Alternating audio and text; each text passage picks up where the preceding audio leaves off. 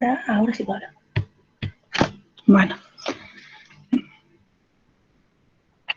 Bueno, el objetivo de esta clase básicamente es que logren ustedes identificar cuáles son aquellos trastornos que son precursores, vamos a decir, del cáncer de cuello de útero. Puedan identificar cuáles son, identificar la sintomatología, cuáles son los estudios de diagnóstico que se puede hacer para llegar a diagnosticar en tiempo y forma este trastorno, el cáncer de cuello de útero, y también para poder identificar cuáles son y en realidad elaborar o redactar los cuidados enfermeros. Nosotros vamos a hacer hincapié de ahora en más mucho en el proceso enfermero, porque ese es tenemos que prepararnos, o sea, adiestrarnos para poder hacer diagnósticos con sus respectivos objetivos y las intervenciones de enfermería. Porque ustedes saben que esta materia nosotros articulamos en la práctica con práctica profesional 3. Así que el requisito, uno de los pedidos va a ser eso, que elaborar cuidados enfermeros, intervenciones o cuidados.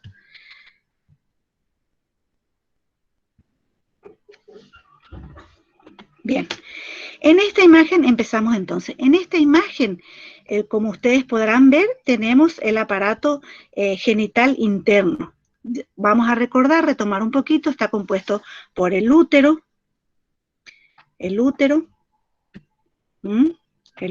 las dos trompas de Falopio, los ovarios.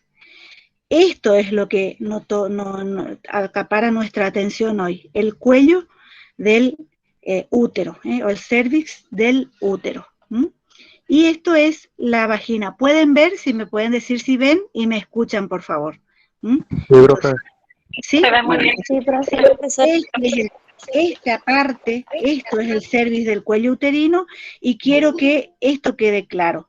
Lo que está por acá, esto es el orificio cervical interno, y lo que está por acá es el orificio cervical externo. Eso es muy importante para ahora en adelante.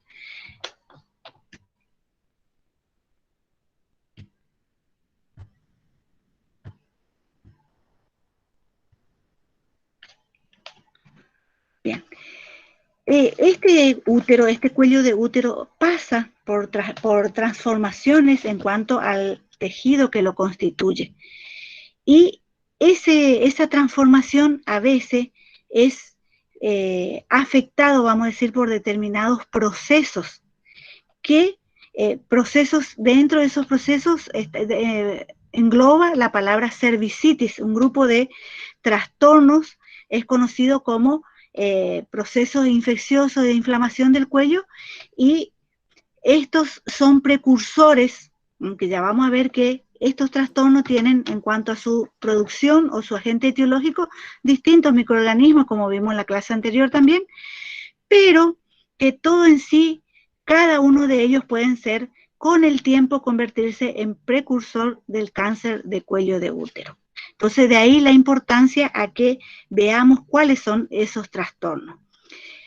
Dentro de esto tenemos la cervicitis, que básicamente nos define la bibliografía como inflamación del cuello uterino por diferentes procesos con etiologías y tratamientos distintos. Dentro de este grupo tenemos la ectropionitis, las erosiones, la cervicocolpitis, tuberculosis genital y la sífilis. No son los únicos, hay más, pero esto es lo que se observa con mayor frecuencia. En cuanto al primer trastorno, el ectropionitis, ¿en qué consiste? Este es uno de los procesos que se da con mayor frecuencia, y básicamente es consiste en la eversión de la mucosa endocervical. O sea, ¿qué quiere decir eso? Que la mucosa que está donde les dije, el orificio cervical interno, esa mucosa sale hacia el orificio cervical externo. Por eso dice eversión, es como que se da vuelta y sale. También esa zona se caracteriza por esa eversión, por un proceso de inflamación, por un proceso de inflamación, la zona toma un color rojizo, la zona se vuelve color rojizo. En ese lugar, ¿qué es lo que pasa a nivel de las células del cuello del útero? Hay una metaplasia pavimentosa o zona de transformación. Entonces, en eso consiste este trastorno. Acá en esta imagen vemos el cuello, cómo se observa el cuello del útero a través del colposcopio. Este es cómo se observa un cuello normal. Se me pasó. En este otro, en la imagen de al lado, pueden ver cuando ya empieza a haber cierta alteración, cierta transformación en ese tejido, hasta llegar a un grado de totalmente mayor transformación, y entonces ya empezamos a hablar de las neoplasias intraepitelial.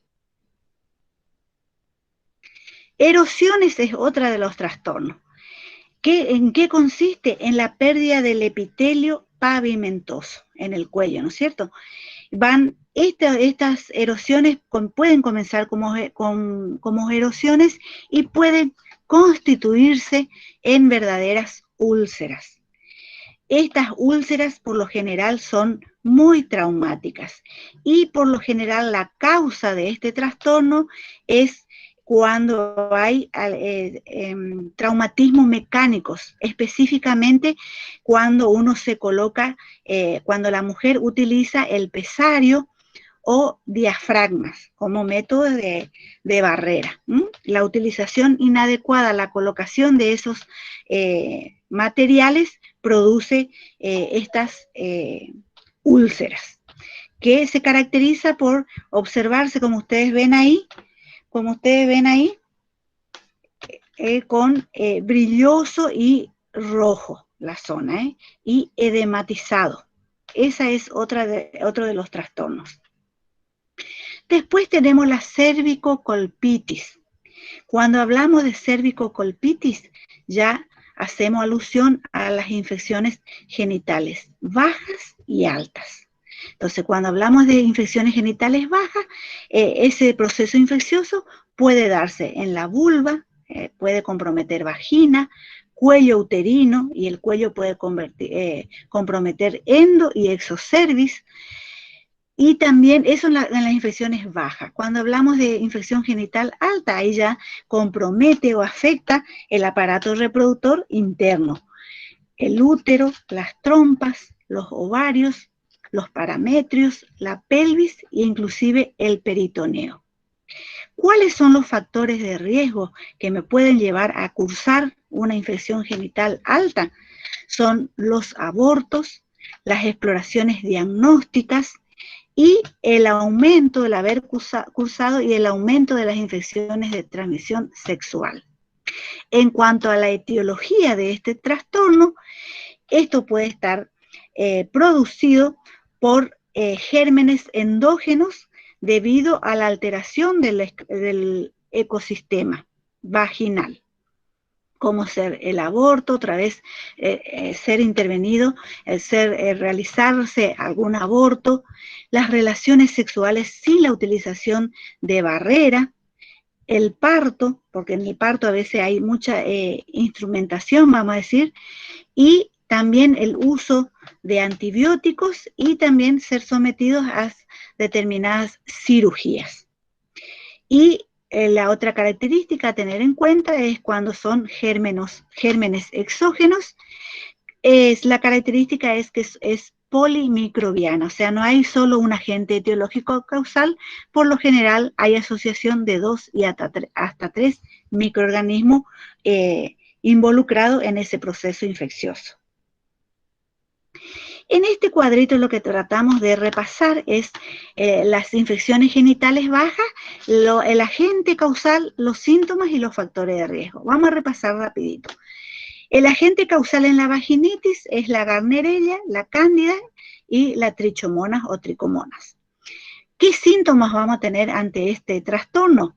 Leucorrea, prurito intenso, ardor, dispareunia, olor fétido, burbujas, en esa leucorrea, puntillado petequial y del cervix, del cuello, vamos a decir, Y los factores de riesgo son la promiscuidad sexual, la utilización de las duchas vaginales y el embarazo, entre otros riesgos.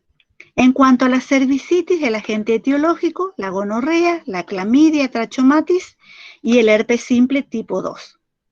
El síntoma también, igual que el anterior, es la leucorrea, pero en este caso es una leucorrea mucopurulenta.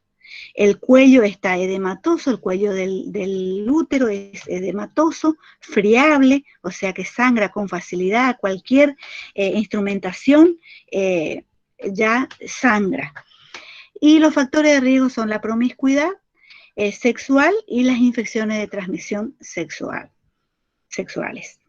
En cuanto a la vulvitis, el agente etiológico, la Candida albicans, herpes genital, simple tipo 2, el HPV y el agente etiológico causal de la sífilis, que es el treponema pallidum. Los síntomas son úlceras, también pueden presentarse si es el HPV, el agente etiológico, por condilomas, o sea, por verrugas acuminados, o también puede ser condilomas o verrugas planas. Si es una sífilis, se va a presentar el chancro, también va a haber leucorrea abundante y molestias vulvares. Los factores de riesgo, estar cursando algún tipo de inmunodepresión o inmunosupresión, utilizar el antibiótico, tener algún tratamiento con antibiótico en forma prolongada, y el embarazo también es un factor de riesgo. Esto era para reforzar un poquito el agente causal y los signos y síntomas y los factores de riesgo de las infecciones genitales bajas.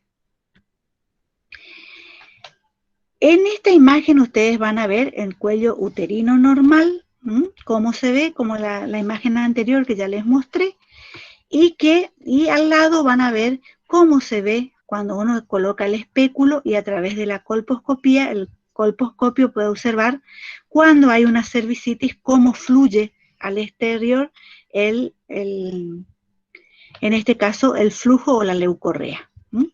En la imagen de abajo ven el proceso, es una vaginitis, y en este caso el microorganismo es la Candida albicans. Entonces a la observación se ve así como algodones, así como cuando el recién nacido, por ejemplo, tiene una infección con la Candida albicans que le produce una lesión en la boca, como algodones. Esa es cómo se observa, eso blanco. Y al lado pueden ver la vulvitis, que esta vulvitis puede ser una inflamación reactiva, o sea que puede deberse a estímulos exógenos, y de acuerdo a si el estímulo es irritante, puede producir una dermatitis irritante por contacto. Si es algún alergeno que tiene contacto, dermatitis alérgica por contacto, y el síntoma principal es el prurito, el cual llega a producir estas lesiones, así como pueden ver en la imagen. En cuanto a las infecciones genitales altas, la principal, la que se da con mayor frecuencia, es la enfermedad inflamatoria pélvica. Este trastorno van a encontrar en la bibliografía que se clasifican en aguda, subaguda o crónica. ¿Cuál es la importancia de que podamos hacer el diagnóstico oportuno de este trastorno, hablando puntualmente de la enfermedad inflamatoria pélvica? Por el hecho de la complicación que puede producir al transcurrir el tiempo de cursar una EPI, que es la esterilidad en la mujer. Porque la EPI casi siempre se complica con el embarazo ectópico, y el embarazo ectópico suele terminar la mayoría de las veces con la extracción depende de dónde es la ubicación, por lo general suele ser la ubicación anómala en las trompas, y a veces de acuerdo al grado de ese proceso se puede llegar a extirpar una de las trompas, o a veces ambas trompas. Entonces, de ahí es que la importancia de hacer hincapié en la mujer en edad fértil, de concurrir a su ginecólogo, al sistema sanitario, a hacerse los controles, porque si esto se diagnostica en tiempo y forma, hay tratamientos para realizarlo y poder evitar llegar a ser en un futuro, por ejemplo, un embarazo ectópico y que puede terminar inclusive en una histerectomía. Entonces, de ahí la importancia. ¿Cuáles son los factores de riesgo para que una mujer pueda llegar a cursar esta enfermedad, estas infecciones genitales altas?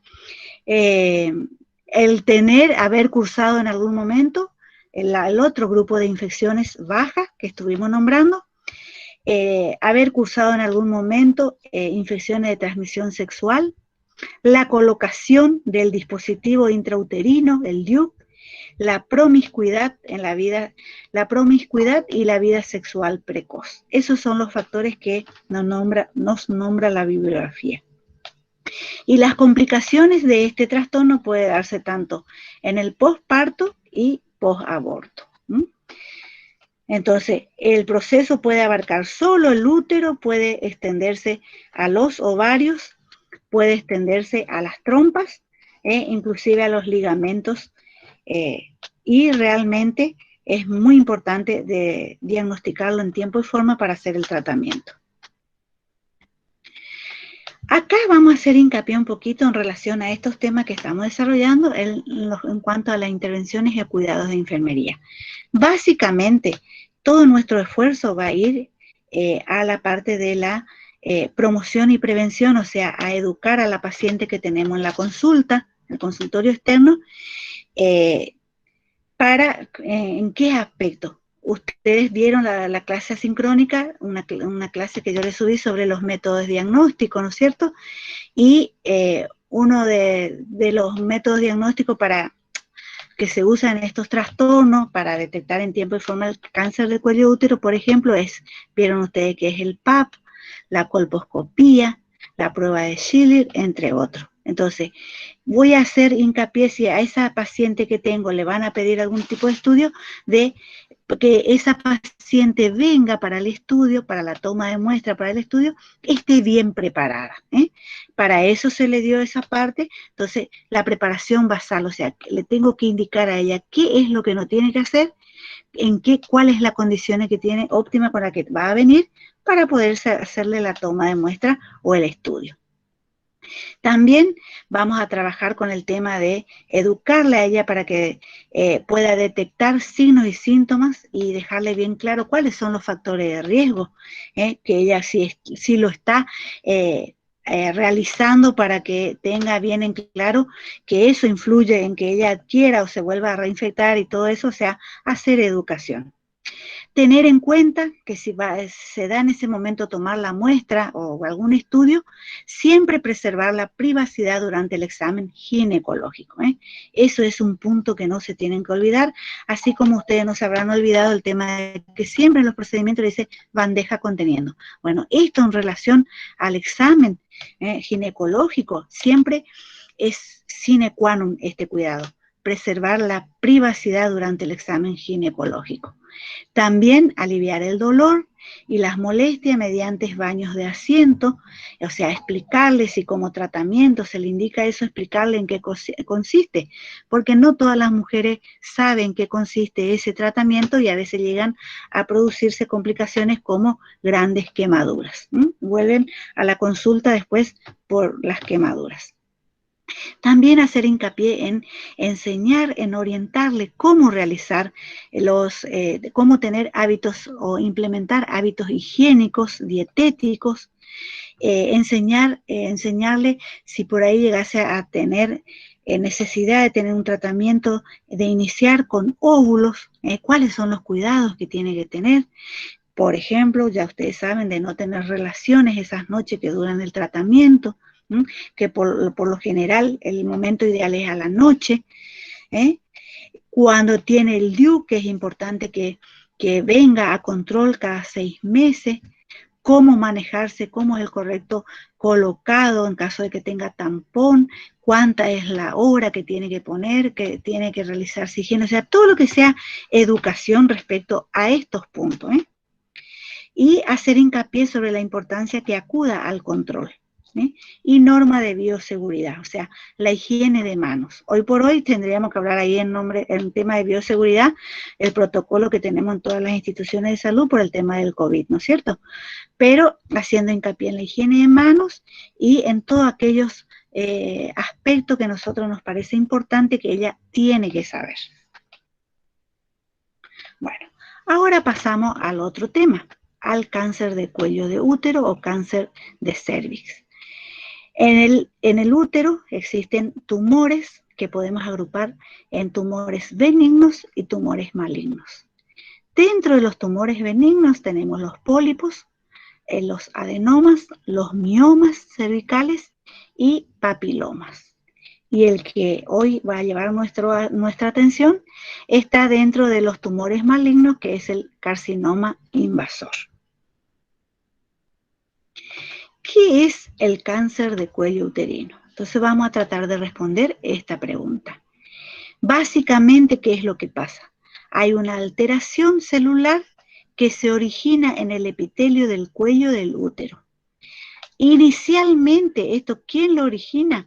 Lesiones precursoras de lenta y progresiva evolución. Y como les dije, los causantes de esas lesiones precursoras son estos procesos que les estuve nombrando, que estaban en el grupo de cervicitis, porque de acuerdo al agente etiológico puede ser un HPV y esos agentes que les fuimos desarrollando. Entonces, a través de lesiones precursoras, esta es la característica que tiene, de lenta y progresiva evolución. ¿Por qué es lo que hacemos hincapié en el tema de un PAP, de la colposcopía, del PAP y de la prueba de Schiller de que la mujer en edad fértil concurra a control? Porque del momento que tiene contacto, por ejemplo, con el HPV de alto riesgo o de bajo riesgo, básicamente 10 años pasa para que ese proceso se vuelva maligno. Fíjese todo el tiempo que pasa que tenemos si podemos detectar, intervenir, tratar y no llegar a ese cáncer. Por eso es importante. Entonces, se debe a lesiones precursoras de lenta y progresiva evolución, según bibliografía, hasta 10 años, que se suceden en etapas de displasia, o sea, esa alteración del tejido del cuello empieza con displasia leve, moderada, hasta que llega a un estadio de displasia severa, y ahí en más ya se declara o se instala el cáncer de cuello de útero. ¿Por qué es importante? Es un problema de salud pública de todo el mundo y ya vamos a ver cómo impacta la cifra de muertes anuales que se produce a causa de esta patología. ¿Qué tenemos que tener en cuenta? Que el cáncer in situ, todo el epitelio o la mayor parte de él, sin invasión del estroma subyacente. O sea, cuando hablamos de cáncer in situ, quiere decir que está ubicado ahí, nada más que en el cuello, y que no se expande. Dice, cáncer in situ, todo el epitelio o la mayor parte de él está alterado, pero no hay invasión del estroma subyacente. Esa es la característica del cáncer in situ. En cambio, cuando hablamos cáncer invasor, que serían las dos modalidades del cáncer de cuello de útero, cuando hablamos del invasor, el compromiso traspasa la membrana basal. Traspasa la membrana basal. Vamos a ver un poquito el impacto que tiene, como les dije, a nivel mundial, cuál es el panorama en relación a este cáncer. Fíjense lo importante. Más del 85% de los casos nuevos y muertes se presentan en países en desarrollo. Este cáncer es la segunda causa de muerte por cáncer en las mujeres en el mundo. Unas 300.000 muertes. 500.000 casos nuevos por año. Un 10%. 529.800 del total de nuevos cánceres que se diagnostican. Y representa el tercer cáncer más comúnmente diagnosticado. Fíjense lo importante que es, o sea, cómo impacta en lo que respecta a las estadísticas. ¿Cuál es la situación en nuestro país? Cada año se diagnostican alrededor de 3.000 casos nuevos de cáncer de cuello de útero y alrededor de 1.600 mujeres mueren a causa de esta enfermedad. Qué bárbaro, ¿no? En ese gráfico ustedes lo que ven es la distribución porcentual de las defunciones por cáncer de cuello de útero por grupo de edad. Es un dato medio bastante viejito del 2005, pero me parece para tener una idea. Fíjense, de hasta 34 años, un 36%. 35 a 64 años representa un 58%. Y más de 65 años, un 6%. Para realmente tener en cuenta. Y es algo que se puede prevenir.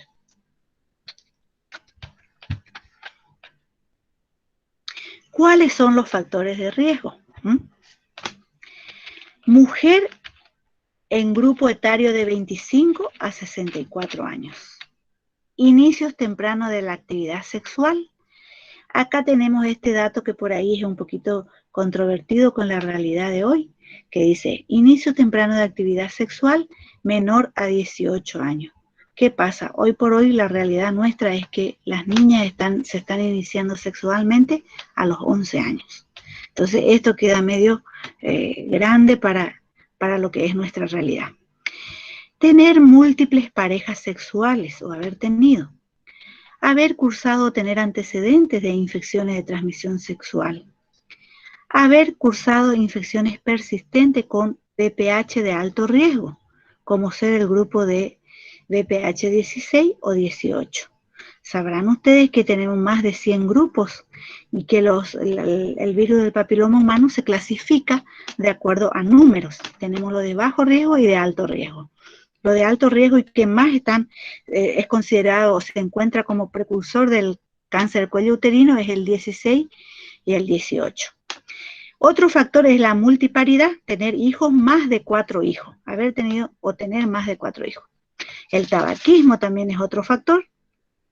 Nunca haberse realizado en esa edad fértil, en este grupo etario, no haberse realizado, practicado ningún estudio citológico. Cursar o tener algún tipo de trastorno, algún tipo de enfermedad que le produzca cierta inmunosupresión, como el VIH, o enfermedades autoinmunes, o por tratamientos. Y cursar algún tipo de infecciones, ya sea principalmente, así como el virus del papiloma humano de alto riesgo son los precursores, también el herpes simple tipo 2 y la clamidia dentro del grupo de agente etiológico que nombramos, sí o sí tiene mayor relación en cuanto a factor de riesgo para el cáncer de cuello de útero. Vamos a ver si desarrollamos un poquito más para entender el tema del virus del papiloma humano y el cáncer del cuello uterino. Ahí pueden observar, dice que el virus del papiloma humano es un virus de composición DNA, de doble cadena, de la familia de los Papoviridae. Está constituido aproximadamente por 8.000 nucleótidos y se han identificado más de 100 genotipos. Se clasifica por número. Tenemos lo de bajo riesgo y lo de alto riesgo. Casi todos, el 99,8% de los cánceres de cuello uterino se deben al virus del papiloma humano. Este virus fue descubierto, ahí ustedes tienen a modo de información, por el doctor Hausen. Él fue quien descubrió el virus del papiloma humano en los años 80. Seguimos. La infección con el virus del papiloma humano o infección por VPH, el resultado usual de la infección es una verruga o condiloma. Esa verruga puede ser plana o puede ser con sobresaliente, vamos a decir, y ahí en ese momento recibe el nombre como acuminados. Ahí en la imagen ustedes pueden observar. Ahí en la mujer y en el varón. El 25% desarrollan una lesión intraepitelial de bajo grado o NIC1. Y el 20 a 40% de estas progresarán a lesiones intraepiteliales de alto grado. Estaremos hablando de un NIC2 y NIC3. ¿Qué debemos recalcar? Que el 5% de las mujeres con infecciones por el virus del papiloma humano contraerán cáncer de cuello uterino. Y fíjense el dato de abajo, más del 70% de las mujeres sexualmente activas presentan infección por el virus del papiloma humano. De ahí, por lo general, pueden llegar a estar cursando con el HPV de bajo riesgo. ¿Me escuchan? ¿Ven, chicos? Sí, profe. Bueno. Sí, profe. ¿Qué pasa? Sí, profesora. Muy bien. Entonces dijimos ya que el agente etiológico, el precursor principal sería el virus del papiloma humano. Acá vamos a explicar qué es lo que pasa para decir que esa alteración del epitelio llega hasta la aberración de esas células. En este sector donde están las flechitas ahí, ustedes pueden ver, en ese sector, hay la unión escamosa columnar, es una zona de transformación epitelial. Esa zona de unión escamosa columnar en las mujeres en edad reproductiva se mueve hacia afuera por influencia hormonal, o sea, sale por fuera del endocervix y hacia el exocervix. ¿Y ahí qué pasa? Se pone en contacto con el pH ácido vaginal y esto provoca irritación mecánica y empieza a inducir una metaplasia escamosa. Eso progresa, esas células escamosas inmaduras metaplásicas en esa zona es la que son más vulnerables en el día de mañana en convertirse en neoplasia, a tener alteración a un grado de aberración de llegar a ser irreconocible esas células y ser diagnosticado el cáncer uterino. En cuanto al cuello normal, el endocervix está compuesto por epitelio columnar secretor y la vagina y el ectocervix o exocervix distal están compuestos por epitelio escamoso. Eso es para recordar nada más la constitución del epitelio que forma parte de esa zona.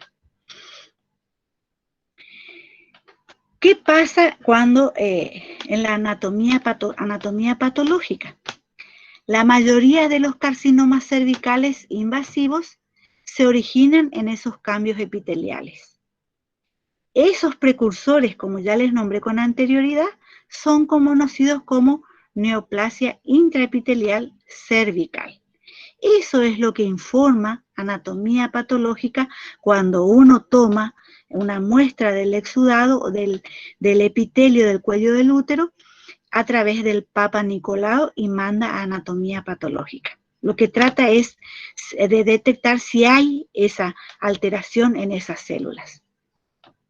La metaplasia escamosa atípica inducida por virus puede progresar a lesiones intraepiteliales de más alto grado. O sea, empieza por lo básico, vamos a decir por la menor alteración y va progresando. Volvemos a ver ahí cómo se observa el cuello normal, cómo son las células cervicales normales y ya en la imagen de abajo vemos la displasia cervical, cómo se observa en el caso de la prueba de Schiller cuando se pone con la solución yododurada, y cómo se observa al microscopio esas células precancerosas. Eso habrán visto en la clase de SAN sincrónica, hablaba de la prueba de Schiller. Vamos a tratar de reforzar un poquito las alteraciones que se da a nivel del tejido. NIC1, entonces estamos ante una displasia leve, las células están con diferenciación alterada, por lo general afecta un tercio inferior de ese epitelio, el 60% regresa a la normalidad con tratamiento, un 20% puede progresar a lesión mayor y un 20% puede permanecer estacionario. En NIC2 la displasia es moderada, las células son indiferenciadas, afecta a los 2/3 inferiores del tracto epitelial, del tejido epitelial. El 50% regresan a la normalidad después del tratamiento, por supuesto, y 50% progresan con lesión a una lesión mayor. NIC3, displasia severa y carcinoma in situ. Ahí ya estamos hablando ya de células indiferenciadas. Ya la alteración afecta el espesor del epitelio hasta una altura superior a los 2/3 en todo el espesor del epitelio, y el 80 al 100% progresan a cáncer invasor. En ese momento se trata de un cáncer in situ, está localizado. Fíjense en la imagen, empezamos con un SIN de grado 1, vamos a SIN, vamos progresando en la neoplasia hasta llegar al cáncer. Y arribita tenemos el tejido normal del cuello. Así va progresando, y ese progreso, esa transformación lleva mínimamente 10 años. Por eso es lo que se hace hincapié en trabajar con el tema de que educar a la mujer en edad fértil para que pueda hacerse los controles, porque si se detecta en tiempo y forma, se puede tratar. Esto es para explicar lo anterior. Fíjense, el epitelio normal, como se observan las células, se pone en contacto con el virus del papiloma, se produce la infección, vamos a decir, se produce el proceso, pero casi siempre hay un paso, avanza uno y vuelve, hay una regresión. Esa es la característica que más le llama la atención a la ciencia, por el hecho de que una mujer puede tener contacto con el virus, tener unas lesiones en el cuello, las verrugas, por ejemplo, y a los 15 días va a control, y por ahí ya a ese control no presenta ninguna lesión, ningún condiloma, ninguna verruga. Entonces no quiere decir que el proceso se curó, sino simplemente que está en forma latente. Así pasa con la alteración del epitelio del tejido. Y va persistiendo la lesión, se va alterando en cuanto, ahí tienen abajo lesión escamosa intraepitelial de bajo grado. Después se progresa al NIC2 hasta llegar al NIC3, y de ahí ya a la instalación del cáncer cérvico uterino. La aberración de las células que componen el tejido es total. ¿Me escuchan? ¿Me van viendo la diapositiva, chicos? Sí, profe, se escucha. Bueno, ahora, muy bien, gracias. Vamos a ver los tipos histológicos principales del cáncer invasivo. Tenemos carcinoma de células escamosas, que representan un 75% de los que se suelen presentar. El adenocarcinoma, un 15 a 25%, el carcinoma adenoescamoso, el sarcoma, 3,5%, el melanoma maligno y el carcinoma neuroendocrino, un 3 a un 5%. Ese es en cuanto a los tipos de la alteración histológica con la que se produce, que se llega a producir. En cuanto al cuadro clínico, este es otro aspecto a tener en cuenta con el tema del cáncer. Le decía yo que lleva mínimamente 10 años en volverse maligno, y lo otro es que es asintomático. Por lo general es asintomático. Cuando el cáncer se manifiesta por los síntomas, ya el dolor principalmente ya es cuando está instalado. Ese es un aspecto importante a tener en cuenta. Entonces la mayoría es asintomática, puede llegar a presentar leucorrea fétida. La bibliografía nos habla de que esa leucorrea tiene la apariencia o parece agua de lavar carne, así es, medio cero sanguinolenta. Puede haber hematuria y estreñimiento. En las etapas tardías, el síntoma precoz y característico es la metrorragia, o sea, el sangrado abundante. También puede presentarse disuria, rectorragia, o sea, sangrado por el recto, y ya puede haber alteración en uno de los órganos nobles, como ser el riñón, esta paciente puede presentar hidronefrosis con insuficiencia renal aguda. Y cuando se manifiesta el dolor es un síntoma tardío y por lo general está localizado en el flanco y puede producir también lumbalgia. Esta es la clasificación del cáncer del cuello de útero. Presten mucha atención para no confundir en la clasificación, por ejemplo, porque en estos días habrán dado el tema del PAP, todo eso, y que también tiene su clasificación y por ahí tiende a confundirlos un poco. Entonces, presten atención. Clasificación del cáncer del cuello. En el estadio 0 hablamos del carcinoma in situ, o sea, estamos hablando de NIC3. Pero esa alteración, esa metaplasia no ha sobrepasado la membrana basal. En el estadio 1, el tumor está limitado al cervix, al cuello. Y en el estadio 1 tiene otra vez un estadio, vamos a decir intermedio, que es estadio 1A. Ahí continúa el carcinoma limitado al cuello y el diagnóstico solo puede hacerse a través del microscopio, o sea, a través de la histología, y la invasión con profundidad en la mucosa basal es menor a 5 milímetros con extensión horizontal menor a 7 milímetros. Eso es lo que informa, de acuerdo a anatomía patológica, de acuerdo al estadio que encuentra con esa muestra que se le envió para que analice. Entonces, estadio 0, estadio 1 y estadio 1A. Estadio 2, el carcinoma se extendió fuera del cuello. Ven ustedes la imagen ahí como les muestra. El carcinoma se extendió fuera del cuello, sin llegar a la pared pélvica, ni al tercio inferior de la vagina. O sea, no llega acá y no llega al tercio inferior de la vagina. Esto es la vagina. Pero sí ya llega fuera del cervix. Está fuera del orificio cervical externo.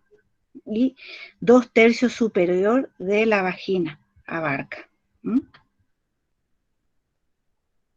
¿Estamos hasta ahí? Estadio 2A continúa haciendo la extensión fuera del cuello del útero, incluido los 2/3 superiores, sigue siendo los 2/3 superiores de la vagina, pero sin afectar parametrios, o sea, los ligamentos. En este estadio, la supervivencia es a 5 años con tratamiento óptimo.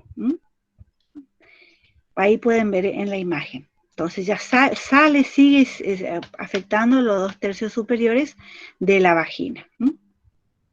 Estadio 2B, la extensión continúa siendo fuera del cervix con invasión de los parametrios, o sea, los ligamentos vecinos ya están tomados, sin llegar a la pared pélvica, ni al tercio inferior de la vagina.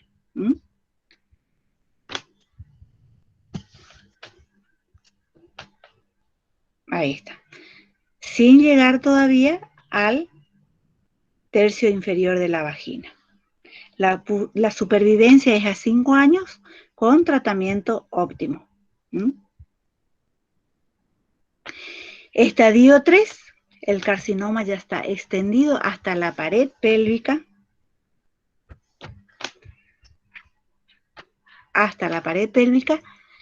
o al 1/3 inferior de la vagina. Y ahí ya se agrega otro trastorno en esta paciente, que es hidronefrosis o riñón no funcional, o sea, lo que presenta es una insuficiencia renal aguda. Estadio 3A, la extensión al tercio inferior de la vagina sin llegar a la pared pélvica. Supervivencia de 5 años con tratamiento óptimo un 30%. Y el estadio 3B, la extensión a la pared pélvica, la paciente tiene hidronefrosis, o riñón no funcional, y la supervivencia a 5 años con tratamiento óptimo de un 30%. En el estadio 4 ya hablamos de carcinoma extendido o ya metástasis, donde el estadio 4A, la extensión se llega a la mucosa de la vejiga o del recto, como ven en la imagen. La supervivencia a 5 años con tratamiento óptimo es de un 10%. Y en el estadio 4B, la diseminación o la metástasis ya es órganos distantes. La supervivencia a 5 años con tratamiento óptimo es menor del 5%. ¿Vamos hasta ahí? Esto es lo mismo que le estuve diciendo, pero fíjense, lo que estuvimos mostrando, la parte de la vagina que comprometía, es lo mismo de la imagen anterior, de las clasificaciones anteriores que fuimos viendo. Para afianzar un poquito más nada más. Ahora, un aspecto importante que es el diagnóstico. ¿Cómo vamos a hacer el diagnóstico? El diagnóstico lo vamos a hacer a través de la anamnesis. La anamnesis, ustedes ya saben, podemos utilizar la estrategia o la herramienta del interrogatorio, si podemos entablar una conversación, un interrogatorio con la paciente, o si no, a veces podemos llegar a recurrir también a la historia clínica. Entonces, la anamnesis más el examen físico y más los exámenes auxiliares. Dentro de esos exámenes auxiliares tenemos el estudio de la citología cérvico-vaginal, el PAP, la colposcopía y la biopsia. Entonces, en el examen físico, nosotros lo que vamos a hacer es colaborar en poner en la posición adecuada a la paciente, explicarle en qué va a consistir, que no tenga temor, que no va a doler, que va a sentir molestia, todo lo que hace al rol nuestro, y vamos a asistir, vamos a colaborar con el profesional. En el examen físico lo que se va a hacer es examinar la vagina, se va a hacer a través de un examen tacto bimanual, que en el caso de que se detecte un útero crecido, va a indicar infiltración tumoral, y si el útero está fijo, esto nos va a estar indicando infiltración tumoral de los parametrios. También se puede utilizar determinado instrumental, y siempre se va a hacer también acompañar sí o sí el tacto rectal, en un examen físico ginecológico sí o sí. La citología cervical se realizará en todas las mujeres entre 25 a 64 años. En caso de ser una muestra citológica inadecuada, se debe repetir en un lapso no mayor a 4 semanas. Ustedes vieron lo del PAP. Hoy por hoy Nación está en activo, vamos a decir, o se está aplicando un programa que es la detección del HPV, que creo que en el 2018 se lanzó ese programa y Corrientes se adhirió. Ese programa básicamente consiste en el screening del HPV de alto riesgo. ¿Y en qué consiste? Se hace el examen ginecológico. En el examen ginecológico se toma la muestra para del exudado y de las células del cuello y para el PAP. Y el hospital que tenía la tecnología para detectar el HPV de alto riesgo era el Vidal, es el Vidal.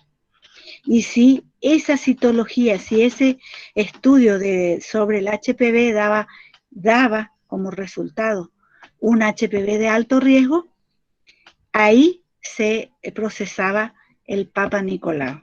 Ese es un programa de screening para el HPV que Corrientes está adherido. No sé cómo estará funcionando ahora con respecto al tema del COVID. Pero la importancia entonces de la citología cervical. Esto en forma breve, porque ya vieron en la clase esa sincrónica las condiciones que debe tener la paciente para poder realizarle la toma de muestra. Estar fuera del periodo menstrual, ausencia de metrorragias, ausencia de medicación tópica vaginal reciente, o sea, los 7 días anteriores a ese día de la toma de la muestra. no realizar duchas vaginales 48 horas antes y no tener relaciones sexuales 24 horas antes. Y hay otras medidas también. Es un procedimiento que produce cierta molestia, no produce dolor, y básicamente ahí en la imagen puede ver, se coloca el espéculo y con los distintos elementos, con un espéculo, se coloca el espéculo y con una espátula se toma la muestra y se pone en el portaobjeto. Esto es lo que les decía, no vayan a confundir, vamos a repasar nuevamente la clasificación del Papa Nicolau. Clase 1, cuando dice como resultado informa clase 1, es que no hay evidencia de malignidad y no hay células atípicas en esa zona de transformación. Cuando se informa clase 2, hay células atípicas sin evidencia de malignidad. Cuando informa clase 3, hay células atípicas sospechosas para malignidad, y en clase 4 hay bastante evidencia de neoplasia maligna. Estos son lo que pueden llegar a leer en el informe del Papa Nicolau. Después del Papa Nicolau vamos a la colposcopía, el segundo escalón en la detección del cáncer. ¿A quiénes está indicado este estudio? El cervix en pacientes que tienen el cuello del útero macroscópicamente normal y un estudio citológico anormal. ¿Para qué? Para descartar el carcinoma invasor y para tener en claro la localización de los sitios anormales de la lesión, o sea, topográficamente para tener dónde están ubicadas esa lesión y para seguir la evolución de esa lesión. Este estudio de la colposcopía tiene sensibilidad de un 95% y una especificidad del 30%. Va a evaluar entonces a través de este estudio el color de la lesión, el patrón de los capilares, el contorno de la superficie y va a clasificar en grado 1, 2 y 3. Y ahí ustedes ven cómo se pueden observar las alteraciones. Eso ya son en el cuello de útero alterado, con neoplasia. Allá arriba tienen el cuello de útero normal. Al lado cáncer invasor. Y fíjense cómo se observa. La biopsia es otra forma, otro estudio. Está indicado en displasia de alto grado, NIC 3 o cáncer in situ, cuando la colposcopía es insatisfactoria, cuando hay ausencia de correlación entre la citología, la colposcopía y la histología, y cuando ya hay fuerte sospecha de invasión de ese cáncer. Básicamente, ahí en esa imagen pueden observar que consiste a través de la utilización de un aparato, con una pinza especial se toma parte del tejido. Como tratamiento, esto ya no es como estudio diagnóstico, sino como tratamiento, hay un tratamiento quirúrgico que se llama conización. Este tratamiento tiene como finalidad extirpar del cuello un fragmento en forma de cono. O sea, un área determinada donde está la lesión, pero no una zona importante que le circunda también a la lesión. Esa lesión esa extracción de esa muestra debe excluye, dice el exocervi, y por arriba de la unión escamo columnar. O sea, esos parámetros se tienen en cuenta para tomar la muestra. Ahí tienen en las indicaciones donde van a este tratamiento. Cuando la unión escamo-columnar no puede observarse con el colposcopio, con diagnóstico citológico anormal, y si en la colposcopía se observa una zona de anormalidad que se extiende hacia el canal y su límite superior no es visible. Esas son las indicaciones puntuales, vamos a decir, de este tratamiento, la conización. Para cuando el médico dice vamos a hacerle una conización, tenemos que preparar a la paciente para cirugía. Esto se hace en la cirugía. Criocirugía es otra alternativa, es un tratamiento quirúrgico para congelar y destruir el tejido anormal del cuello uterino. Consiste en la introducción de criosonda en la vagina hasta llegar a la superficie del cuello uterino. Es decir, se forma una bola de hielo en el cuello uterino que destruye las células anormales. Lo que se aplica es el gas nitrógeno, que fluye haciendo que se enfríe lo suficiente hasta congelarse y destruir el tejido. En eso consiste la criocirugía, que es otra alternativa de tratamiento. Y esto, ahí vimos bastantes clasificaciones, así que le aconsejo leerlo en forma tranquila y bien, para que le quede bien claro, para no confundirse en el momento del examen, por ejemplo. Clasificación de Kamura. Kamura lo que hace es clasificar, hacer una clasificación de acuerdo al pronóstico del cáncer invasor en el cuello uterino. Y él establece que es favorable el pronóstico cuando el carcinoma epidermoide es hasta 2 centímetros y no tiene metástasis a ganglios linfáticos. El pronóstico es reservado cuando el carcinoma epidermoide mide hasta 4 centímetros con ganglios positivos en un solo grupo, adenocarcinoma hasta 2 centímetros sin metástasis a ganglios linfáticos. Ante esa situación estamos hablando de un pronóstico reservado. Y el pronóstico es malo cuando el carcinoma epidermoide es mayor a 4 centímetros, con ganglios positivos, o sea, tiene metástasis hasta en los ganglios, en más de un grupo, y adenocarcinomas con ganglios positivos. Esta clasificación es de acuerdo al pronóstico del cáncer. Y creo que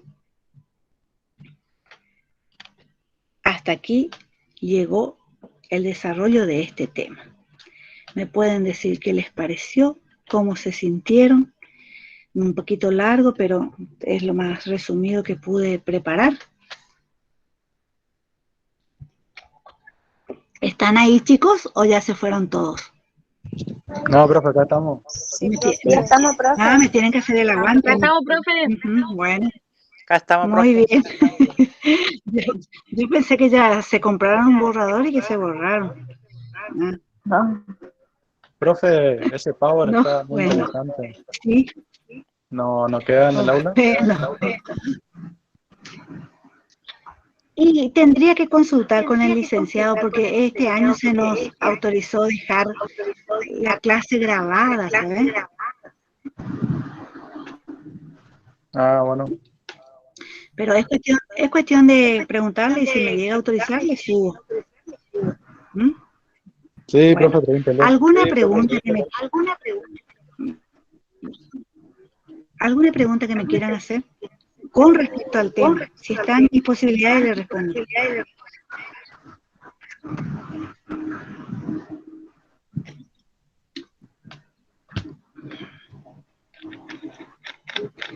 Cuando nadie pregunta puede pasar dos situaciones. O no entendieron nada, o algo quedó. ¿Cuál es la opción para ustedes?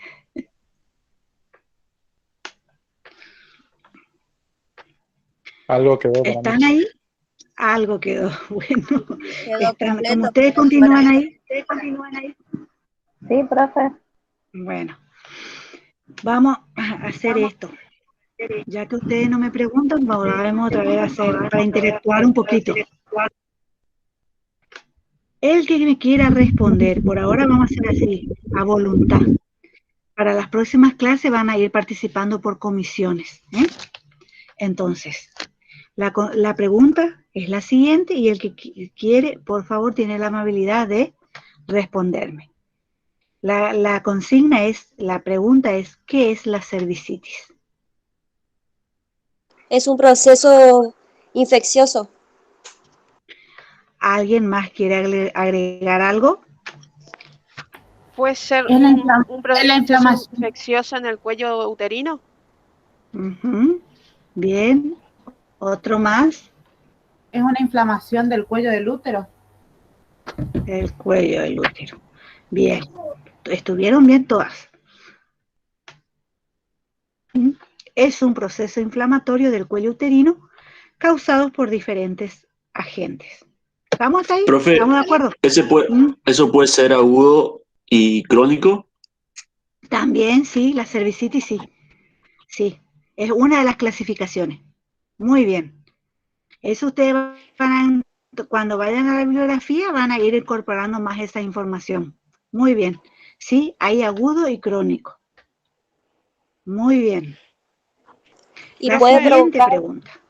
Profe, ¿y eso es causado por alguna infección de transmisión sexual? ¿Así era? Sí, sí, sí. El haber cursado, haber tenido contacto con determinados agentes etiológicos y produce esos trastornos. Sí, señora. La siguiente pregunta.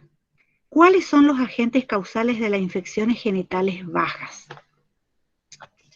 La gonorrea. La gonorrea, o sea, el agente etiológico, la gonorrea, ¿recuerda cuál es el agente etiológico?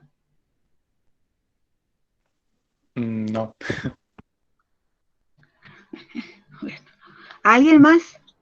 La gordenela, ¿puede ser? Gardnerella. Es Gardnerella. ¿Qué gordenela, más? no sé. ¿Otro más? ¿Qué La otro más? trichomona, que causa la herpes genital. Trichomona. Y la cándida, la clamida. La cándida. La La clamida. cándida es una micosis, es la cándida albicans, produce una infección también, ¿eh? Sí. Pero la clamidia es otro microorganismo y el trichomona es otro, y dentro de eso también teníamos que el herpes simple o el HPV también tenemos como. Sí, sí. Bien. Ahí tienen gonorrea, clamidia, trachomatis, herpes simple, cándida, herpes genital, HPV y sífilis, dice ahí, y en realidad el agente etiológico que es el Treponema pallidum. ¿Está? La siguiente pregunta. ¿Cuáles son factores de riesgo, los factores de riesgo de las infecciones genitales altas? Aborto. Factores de riesgo. Aborto, muy bien. ¿Qué más? ¿Sí, puede Tomás? ser exploración, la exploración diagnóstica. Exacto. Sí, señora, muy bien. ¿Qué más?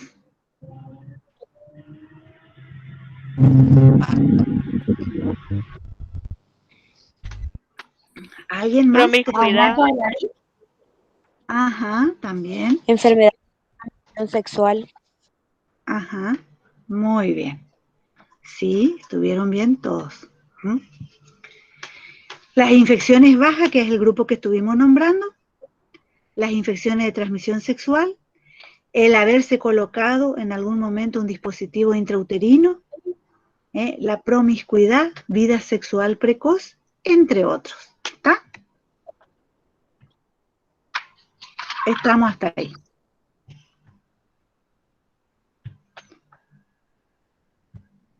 Muy bien, se terminó el tema de las preguntas.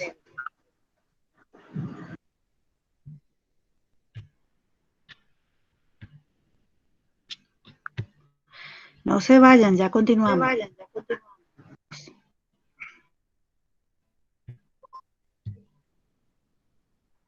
Bueno. Esto, ¿están ahí, chicos? Sí, profe. Sí, profe. Sí, profe. Sí, profe. Sí, profe. Sí, profe. Sí, profe. Bueno.